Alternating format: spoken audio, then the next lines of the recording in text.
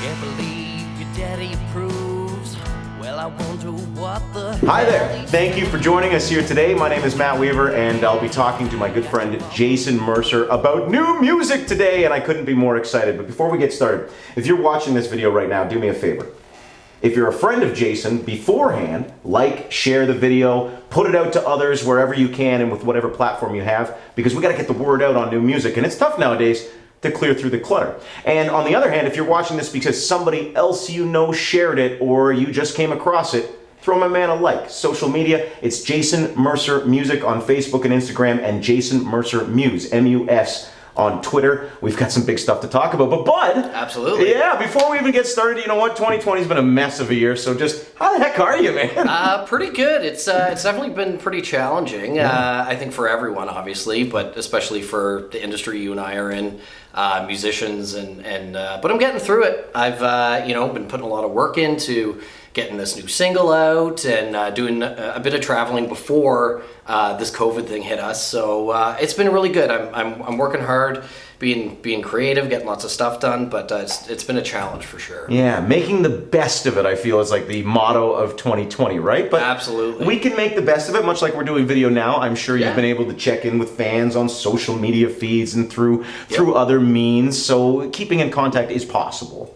Absolutely, and I've been doing, during COVID, I was doing kind of a series of, Monday night live streams and sort of, gaining new fans that way, and then sort of that snowballed into, doing theme nights and that kind of stuff, and interacting with people and kind of seeing what they want to hear, doing nights of original music and things like that. So it's nice because everyone's been very supportive. And I know a lot of people are at home and looking for stuff to do and be entertained. So it's nice to kind of have that, I would say, face-to-face kind of time with people, but I can't see them, they can see me. So the audience portion is a little bit different because there's not much to kind of feed off of. However, because the delay on Instagram and Facebook while you're doing a live stream and stuff like that. Yeah. But it's been really good, and it's given me a lot of time to work on some new stuff and learn a lot of new songs and just be creative that way, in a time where usually things are go, and, things never stop. So in a way, it's been kind of nice to kind of slow down a little bit, but I'm sure everyone's ready for this to be done so we can get back to playing for the people. Yeah, no doubt. I mean, you've been playing for live crowds and bar crowds for years. That's how I first came across you. Is there a void inside you to get back on that stage soon? There's definitely been a void. Earlier in the year, I actually just decided that with a couple musician friends of mine in the summertime, because we hadn't been playing to anyone really, I decided to throw a concert on my front lawn. So we did basically a socially distanced concert on my lawn. We raised about $1,000 for frontline workers. So I mean, that's definitely been a highlight, and we were just itching to play together again. So it was something that we decided to put together, and for a good cause. So it was just kind of a good thing all around. Now, I know during COVID downtime, people like me have learned to bake or have cleaned the house and stuff, but you musician types, you got down to business and got to writing, and I feel that that's what you've been kind of doing a little bit behind the scenes. Yeah, absolutely. I actually, at the beginning of COVID, I was kind of searching for some more inspiration, and I've always been a huge fan of the 12-string guitar. I'm a huge fan of Tom Petty and that kind of sound. And earlier on, I was just like, you know what, I'm not working right now, but I got to do this for my own mental health and my own, try something different. So that's been kind of sitting with that guitar has provided a lot of new inspiration and stuff like that. But definitely a lot of writing. It's harder now because you can't really sit across from a table and write with your buddies. So there's definitely, I know a lot of musicians around here have been doing the online, or hop on Zoom or Skype or whatever and kind of put a session together. So people are still being productive, and new music still has the potential to come out, which is what I'm trying to do. So it's been it's definitely been good from a creative standpoint, for sure. Well, let's talk about that new music, because that's the reason we're here today. So Jason Mercer with us now, and his single is Nobody But You. Mm-hmm. And I know you brought me in here for softball questions, but I'm going to hit you with the tough one really quickly now, okay?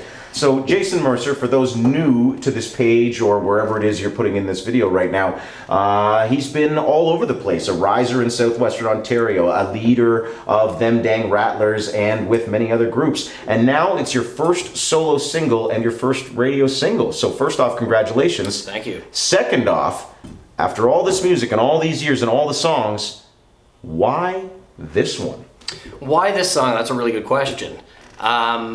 The simple answer to that is really I earlier in the year when I kind of decided I was gonna I had basically a huge batch of songs that I've been writing with other people and myself over the years, and I went down to Nashville and just basically hit my producer with 10-20 songs. I think it was like about 17 or 18, and the thing I really like about working with a producer that is a leader, you can you have that outside source to be able to kind of say, okay, you know what, I'm kind of feeling this song. And I basically just threw him all these songs because, some of them are 4 or 5 years old, some of them are new. And I was just looking for direction in terms of which songs to choose. And I let my producer kind of choose them. And it was funny because I had about 5 or 6 in mind and went down to Nashville and recorded 3 singles. And all 3 were ones that I had picked. Nobody But You is a really fun song. It's a very singable song. I think it's got a fun hook to it. I love singing it. There's some songs that you just match with your voice or your playing style. And it was definitely a hard decision, but kind of listening back to all the masters and the mixes, it was just kind of obvious. It just kind of hit me like, okay, if I'm going to release these 3 over the next year or so, I think this one has to be the most representative of my sound. I want to get into a little bit more on the sound and the song and the lyrics in a second, but I don't want this to be overlooked. You're just throwing out the word producer over and over again. Let's put some name to this here. Absolutely. We're talking about Mitch Dane, Grammy-winning producer, working with you, Jason Mercer, right now. That's a big name, and that's a big step for your career. It absolutely is. I met Mitch actually a few years ago when I was down in Nashville working with Them Dang Rattlers, and we just actually kind of had a chance meeting, and I went down to his studio and we hung out for about 3 or 4 hours, and I kind of walking around the studio realized who he was and kind of who he had recorded, realized a lot of the bands when I was younger listening to he had actually produced.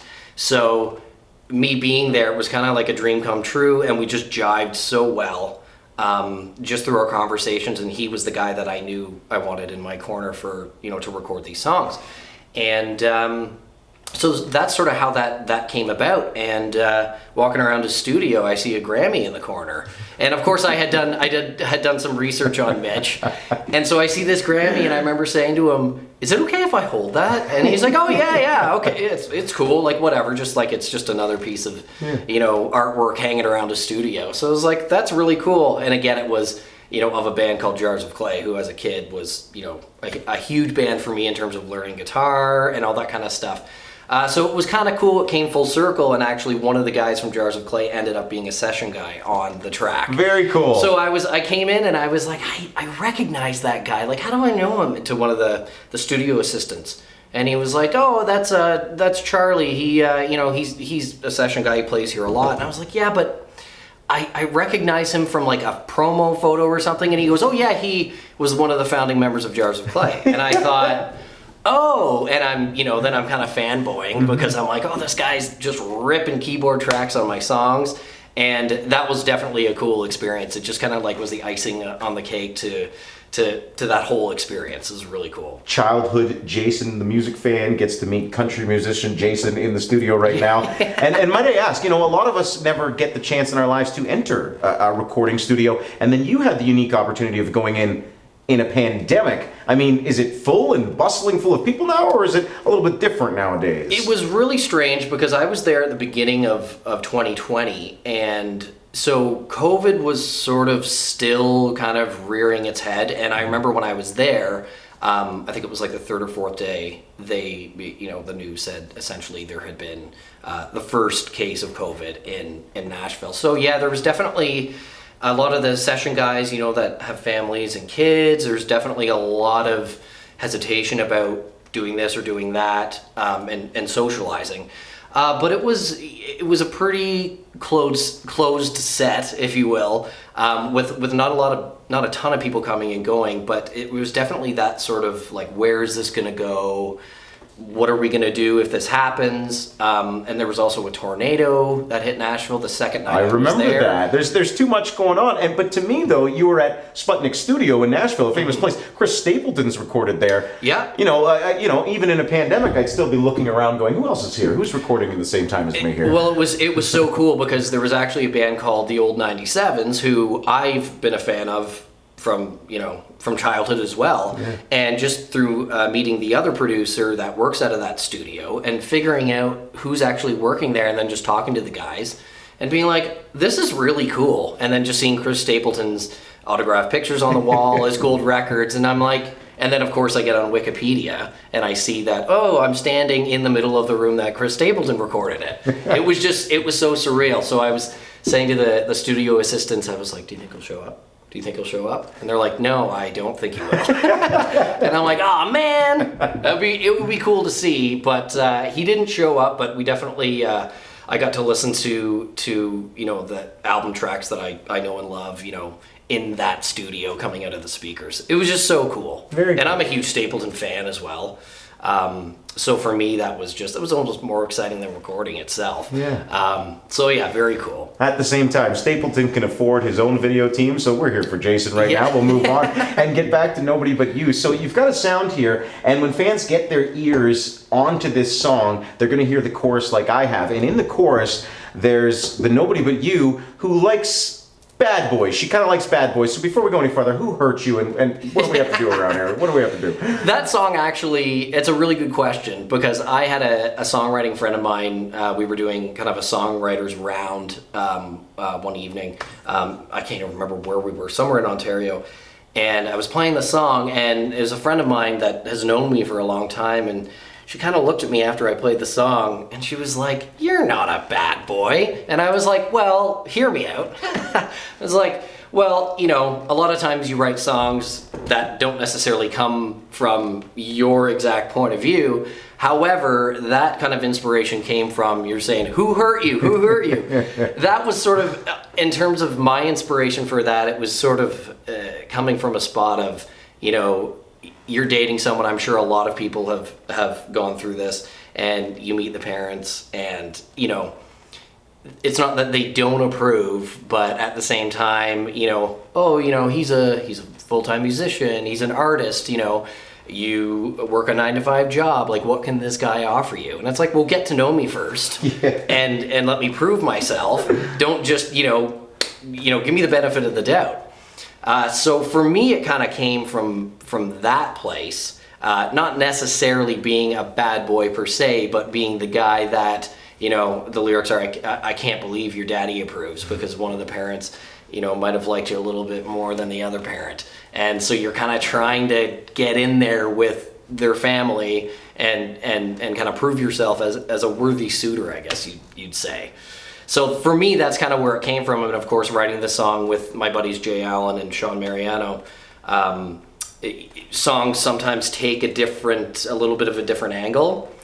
So that's sort of how that came together. But that was kind of my point of view. And now when I sing it, I almost kind of realized it after. There is someone in particular. I won't use any names, but we won't put the names on there. But yeah, I mean, it's nice when inspiration comes from anything, even if it isn't necessarily the greatest of feelings or whatever, or experiences. Cool. All right, so let's talk about inspiration, because I know you recently shot a music video to go along with this song, and it was at a local farm? Yeah, so basically just close to London, actually. We went out, the full band went out, and we got some really cool shots with the full band, which was really important to me because, in the production of the song, you'll definitely hear, it very much sounds like a full band kind of playing together. And to me, musically, that's really important to me. So we got some really fun shots, brought the dog out to run around a bit. He's not in the video, unfortunately. Oh, we're missing on Marley, come on! I got some very cool B-roll of him hopping around. Okay, excellent. But it's just really cool, and it's kind of hilarious because, you bring people out to film a video, and, on camera, a lot of people kind of go into themselves and are a little bit more shy. So having Marley there hopping around was really good because it just, brings everyone at ease. But I have had him in a video before, and people have said to me, don't ever do another video without your dog in it, essentially. But we will have a lot of B-roll of him up there. But it was just a lot of fun. It was so easy going.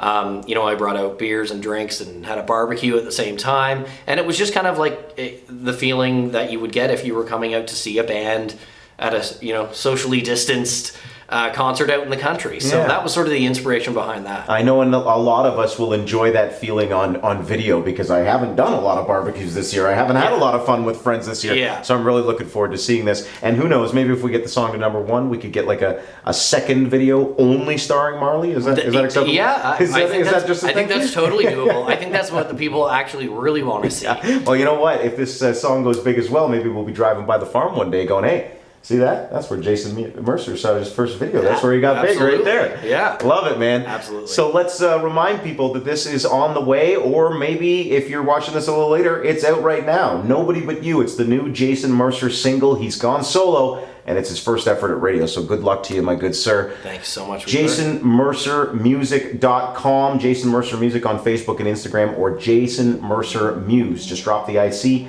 if you're looking for him on Twitter. It's Nobody But You. Mm-hmm. And quickly before we go, I should just give you the chance to speak directly to your fans. How excited should they be? Because I know you're pretty excited Yeah, right now. it's been a long time coming. I mean, as you touched on a little bit earlier, I've been a member of different groups in the past. And this is sort of a chance for me to take the reins and sort of guide the ship, as it were.